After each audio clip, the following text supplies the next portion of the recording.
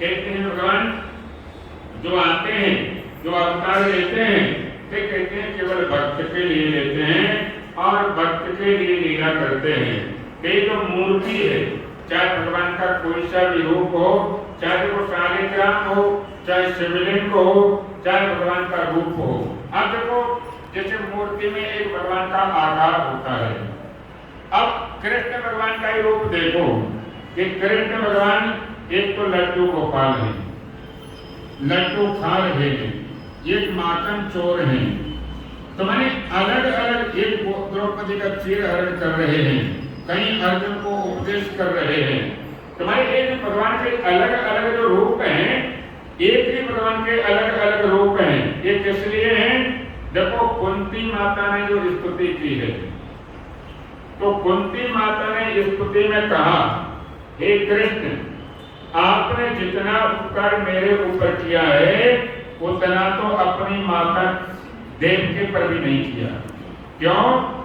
आपने देवकी को तो बचाया, लेकिन देवकी के बच्चों को आप नहीं बचा पाए, लेकिन आपने मुझे बचाया, मेरे बच्चों को भी बचाया।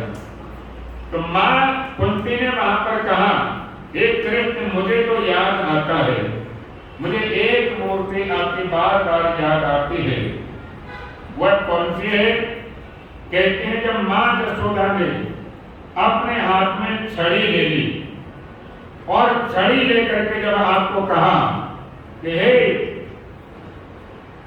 कृष्ण, तूने मक्खन क्यों खाया, तो कहते हैं उस समय आपके सामने तो काल भी कांपता है, लेकिन आप माँ की छड़ी से इतना डर गए, ना तो सुदर्शन चक्र आपकी रक्षा करने आ रहा था, ना कोई पार्षद आ रहा था।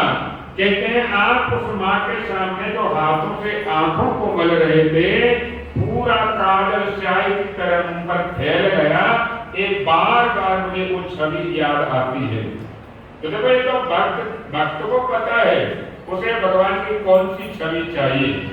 पिता में भीष्म ने कहा, हे कृष्ण, मैं एक छवि को जीवन भर स्मरण करता रहूंगा। कौन से?